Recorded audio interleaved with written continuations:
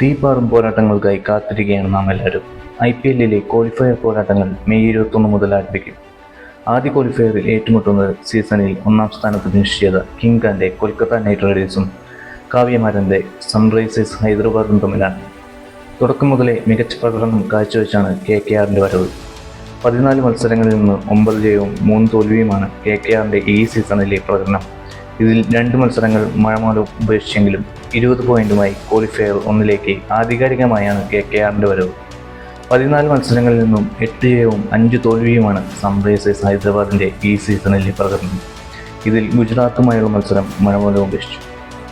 ഞായറാഴ്ച നടന്ന മത്സരത്തിൽ പഞ്ചാബിനെ തോൽപ്പിച്ച് 17 പോയിന്റുമായി 2-ാം സ്ഥാനക്കാരായാണ് സൺറൈസേഴ്സ് ക്വാളിഫയറിൽ KKRനെ നേരിടുന്നത്. സീസണിൽ ഇരുവരും നേർക്ക് വന്നത് ഒരു തവണ മാത്രം. അതിൽ KKR 4 റൺസിന് ഹൈദരാബാദിനെ പരാജയപ്പെടുത്തുകയാണ് ഉണ്ടായത്.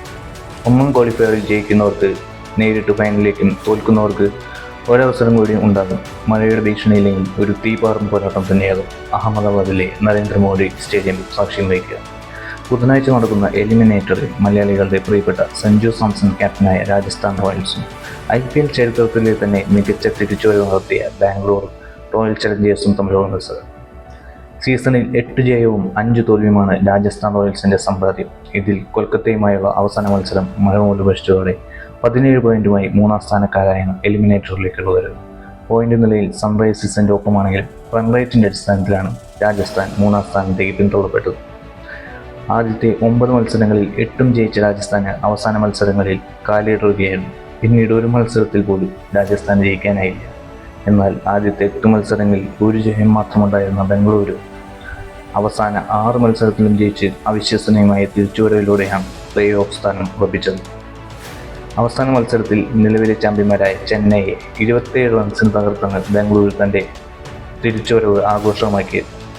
മറ്റു മത്സരഫലങ്ങളും ബാംഗ്ലൂരുവിന് അനുകൂലമായി വരികയായിരുന്നു. ബംഗളൂരു അടക്കം 4 ടീമുകൾ 14-ാം സ്ഥാനത്ത് ഫിനിഷ് ചെയ്തെങ്കിലും മികച്ച റൺ റേറ്റ് ബാംഗ്ലൂരിന് തുണയെ. സീസണിൽ രാജസ്ഥാനും ബാംഗ്ലൂരും നേർക്കൊന്നത് ഒരു തവണ മാത്രം. ഇതിൽ രാജസ്ഥാൻ ബാംഗ്ലൂരിനെ 6 വിക്കറ്റിന് പരാജയപ്പെടുത്താനാണ് ഉണ്ടായത്. ഇതിനൊരു തിരിച്ചടി നൽകാനും തങ്ങളുടെ ആദ്യ കിരീടം സ്വന്തമാക്കാൻ ബാംഗ്ലൂരും അവസാന മത്സരങ്ങളിലെ തോൽവികളും പടിക്കൽ കലമടക്കുമെന്ന ചീത്തപ്പേരും മാറ്റിയെടുക്കാൻ രാജസ്ഥാനും ഏറ്റുമുട്ടുമ്പോൾ ഒരു തീപ്പാറും പോരാട്ടം തന്നെ നമുക്ക് പ്രതീക്ഷിക്കാം. കൂടുതൽ ക്രിക്കറ്റ് വാർത്തകൾക്കും വിശേഷങ്ങൾക്കും ഈ ചാനൽ സബ്സ്ക്രൈബ് ചെയ്യുക.